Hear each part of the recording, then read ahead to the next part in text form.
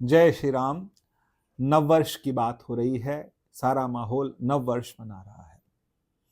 कई लोग ये भी कहते हैं कि हमारा नववर्ष तो चैत्र में आता है, हमारा नववर्ष तो 14 जनवरी को आता है। अलग अलग दिन बताते हैं, अलग अलग तिथियां बताई जाती हैं नववर्ष के लिए। ये हिंदू नववर्ष है, ये पारसी नववर्ष है, ये ईसाई नववर्ष है, ये जैन नववर्ष है, तमिल नववर्ष है। तो मैं ये कहना चाहता हूं कि आइए समझते हैं कि ये नववर्ष होता क्या है। तो भाई, सबसे पहली बात हमको ये समझनी होगी कि ये जो तिथियां बदलती हैं ये कैसे बदलती हैं। इसके दो तरीके होते हैं। एक होता है सौर सौर के हिसाब से, जो सूर्य के हिसाब से जो गणनाएं होती हैं वो सूर्य के हिसाब से होती हैं। इसमें संक्रांति एक शब्द आता है। हर महीने की 15, 16, 14 तारीख के बीच में संक्रांति आती है। संक्रांति का मतलब हमारे यहाँ 12 राशियां होती हैं। ये 12 राशियां जो हैं, जब राशि परिवर्तन होता है तो सूर्य एक राशि से दूसरी राशि में जाता है, तो हम ये कहते हैं कि संक्रांति है, इस दिन तिथि बदली है।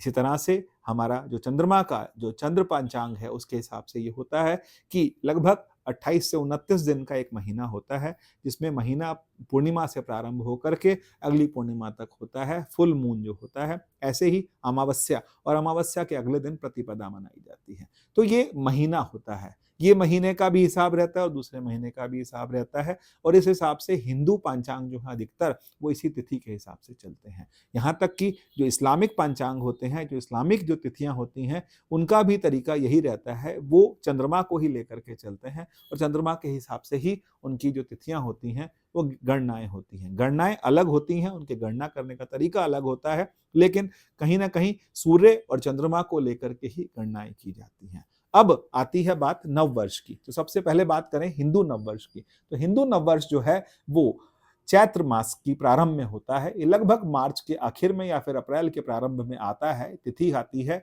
कि अमावस्या के बाद जब प्रतिपदा आती है, उस दिन हम ये मानते हैं कि उस दिन हमारा नया साल शुरू हुआ है। विक्रम संवत कहा जाता है, जिस दिन महाराजा विक्रमादित्य को उनके सिंहासन पर बिठाया गया था। इसी दिन माना जाता है कि युधिष्ठिर जी का राज्याभिषेक हुआ था। इसी दिन माना जाता है कि भगवान श्री राम का राज्याभिषेक हुआ था।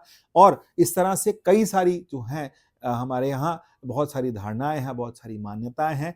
इस दिन को बहुत शुभ माना जाता है। कहा जाता है इस दिन पहला नवरात्रा भी शुरू होता है। नवरात्रि के 9 दिन इसी चैत्र की जो पहला दिन होता है प्रतिपदा का, उस दिन मनाया जाता है। तो उसको बहुत हर्षोल्लास से मनाया जाता है। तो सभी हिंदू यही कहते हैं कि हमारा नववर्ष इस दिन है। लेकिन इसके साथ साथ यदि आप यूपी में जाते हैं तो यूपी में कहा जाता है कि जो मकर संक्रांति होती है, मकर संक्रांति में जो सूर्य है मकर राशि में आता है, तो उस समय जो मकर संक्रांति होती है वो उस दिन भी लोग अपना नववर्ष की तरह से मनाते हैं। उस नववर्ष के साथ साथ और भी पोंगल का एक त्योहार होता है, वो भी मनाया जाता है। एक चीज और मैं यहाँ जोड़ देना चाहता हूँ कि अधिकतर जो त्योहार होते हैं वो हमारे फसलों से जुड़े हुए हैं। जैसे मक्का की जो फसल है वो 14 जनवरी तक, जिसको हम मकर संक्रांति बोलते हैं, तब तक तैयार हो जाती है। ऐसे पंजाब में जो है बैसाखी मनाई जाती है, तो बैसाखी का जो त्योहार है उस पर गेहूं की फसल जो है पूरी तैयार हो जाती है। इस तरह से दिवाली का त्योहार भी इस तरह से मनाया जाता है कि यहाँ पर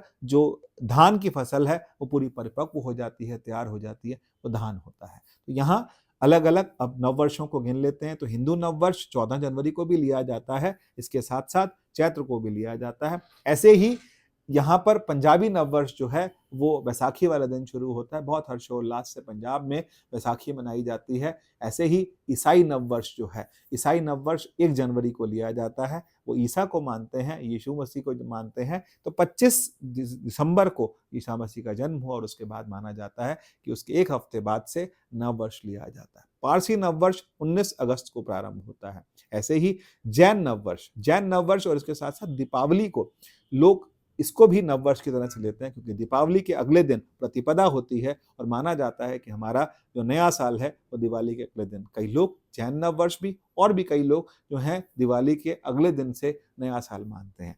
तमिल नववर्ष जो है वो 13 और 14 अप्रैल को लिया जाता है।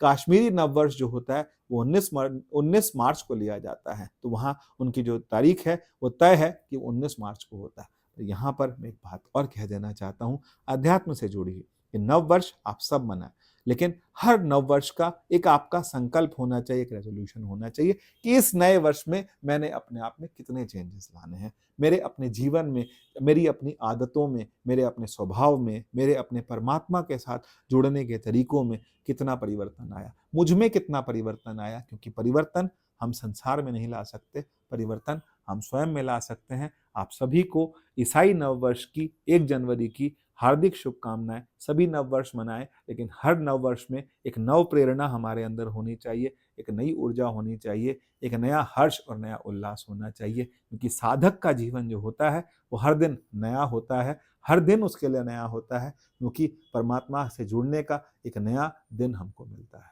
जय श्री राम।